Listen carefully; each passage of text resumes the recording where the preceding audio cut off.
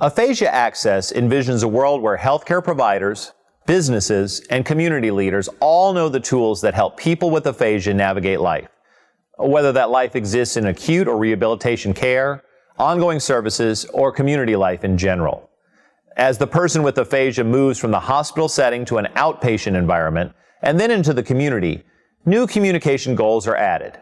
Communication skills continue to improve, and family, friends, and other communication partners continue to learn communication strategies. But now, it is very important to focus on creating opportunities for the person with aphasia to participate in social activities. You can help by creating specialized aphasia groups and facilitating participation in many conversational opportunities. Aphasia as a barrier to life participation. One of the most important topics for people with aphasia is the concept of how much does the aphasia interfere with their daily goals. You can help the person with aphasia by discussing this issue openly. And all along the way, we're challenging the aphasia. Yes. We're challenging the potential for aphasia to cause isolation. Right. The more it could cause isolation, the more lack of confidence develops, and that person at the party who didn't want to be a wallflower could become one, right? The aphasia group setting.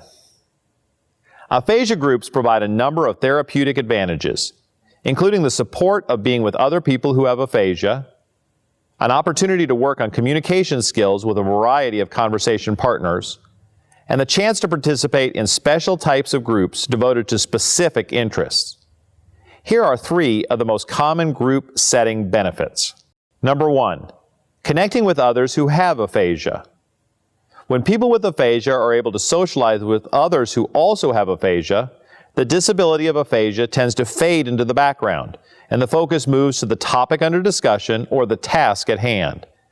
People with aphasia tell us that this is a very valuable experience and contributes greatly to their healing process.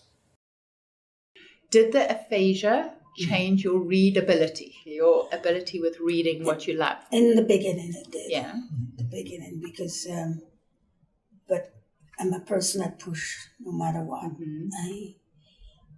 was that I take cues from other members in our group. And I use them as a stepping stone for myself. Like I'm saying, if they can read X number of books, why can I not? So you've pushed yourself, and you'd say your reading is the same as it was before? now it is. Now, wow. So, it's great for people to hear that, because some people don't realize improvements keep happening. And a lot of it is turning up and finding the motivation. Right. So that's really, really well put. That's great. Number 2, gaining communication confidence. In a conversational aphasia group, there are many opportunities for each group member to listen to comments and express themselves in one group session. Successful communication attempts in these settings can lead to improved skills and greater confidence. The person with aphasia may try to communicate in other community settings if they first experience success in an aphasia group. And I think probably a lot of people come to aphasia because they've had a stroke or something, but there's something within us that says, well, you have to maybe move a little bit to try and change things within yourself. Right. Number 3, broadening one's perspective on living with aphasia. Each person who has aphasia has a unique understanding of what the condition means to them. In an aphasia group, the person with aphasia may encounter an approach to the condition that they had not previously considered. These alternative attitudes can help in the adjustment process. And I think my aphasia, in a sense, has made me more aware and thankful for life. So that's it. Well, thank you for sharing that. Organizing and running an aphasia group. Types of aphasia groups. There are many types of conversational aphasia groups. Some groups focus on communication skills in general, or emotional support, or partner training. Still other groups are organized around a topic or task, such as a book group.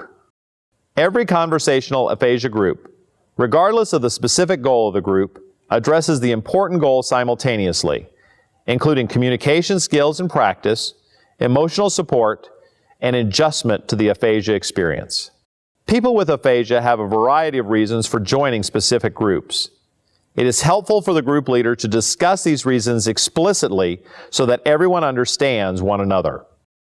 So what I'm hearing in all of you, not so much in you, Mary, is the talk of the aphasia. Right? That's because I don't think about it. You don't think about the aphasia? No. Mm-hmm. I don't. Mm-hmm. Okay. So you actually would like, you said the organization suggested this for you. But now that you're in the book group, you are more focused on actually getting into a book. Concrete, like, let's get the book, let's get into the task. Yeah. Okay. So you tend to be pretty focused on the task of reading that book and using this as a book club. Yeah. That's fine. It's absolutely fine. Group facilitation. As the group leader, you will be using your skilled communication strategies so that you can ensure that everyone understands what is being said, is aware of the topic being discussed, and is able to get their point across. Introductions. In the first session, you will want to help everyone introduce themselves. It is helpful to have some activities and materials prepared that will encourage the members to share some personal stories. You can use graphic materials to help explain complex concepts. Anyway, but I thought let's really try and get to know each other more than just a name. Okay, so we've actually got some material that we have devised recently here. And the goal of this material was to really try and help people talk about their lives, who they were, who they are now, and who they're going to become in the future, obviously integrating the stroke and some changes. I love the first question. The first question, if you're willing, you have to be willing, okay, because they're kind of a little bit risky, right? Who are you at a party? Okay. Communication strategies in the group setting. You will continue to use effective communication strategies in the group setting, including writing key words to focus the conversation on the topic, pausing to give members the necessary time to respond, and turning your body posture towards the person who is expressing themselves. One of the things that I would like to get from the book group, Right. and I don't know about what the setup is speaking, because there's a big difference between reading and speaking. Yeah. I can read the newspaper, but to say the words, what I'm reading, Okay. is a different set of So tasks. are you talking about reading aloud? Yes. Okay. So you could have meant, while I'm listening, reading aloud or describing what you had read. I wasn't sure which you meant. Which did you mean? Reading aloud or describing what you read? I'm just making notes here so that we can all sort of stay online with this all. Which did you mean? Reading aloud or describing what you read by saying it? By describing it? Talking it?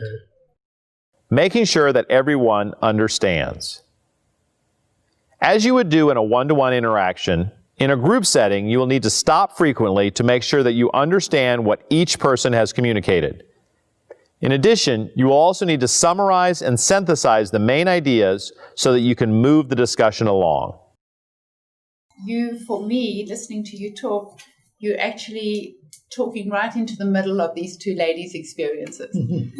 You know, you're talking about the richness of loving your country and feeling like home is it, and it satisfies you. You talked about seeing the world and the richness of it and holding that in your memory as so special. And you're talking about being able to see the world is right here, actually, in Toronto, even though your wings have been clipped by the stroke and the aphasia. Humor. Humor is one of the best ways to build group cohesion and encourage the group members to contribute to the discussions. It can ease tension and help people feel that they belong to the group. I think I do too much talking. Really? Has anyone else told you that?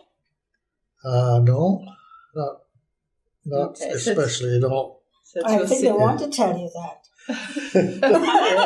Yes, probably. I'm a little afraid of this. I'm a little afraid of this group already, I'm telling you. In working at the outpatient and community phase of the pathway, you are ensuring that the person with aphasia will be an active participant in those activities that are important to him or her. Here, you are creating a supportive social environment with people who know how to communicate effectively so that the person with aphasia can live well, despite the aphasia. This supportive social environment is the communication ramp that enables the person with aphasia to have many rewarding life experiences.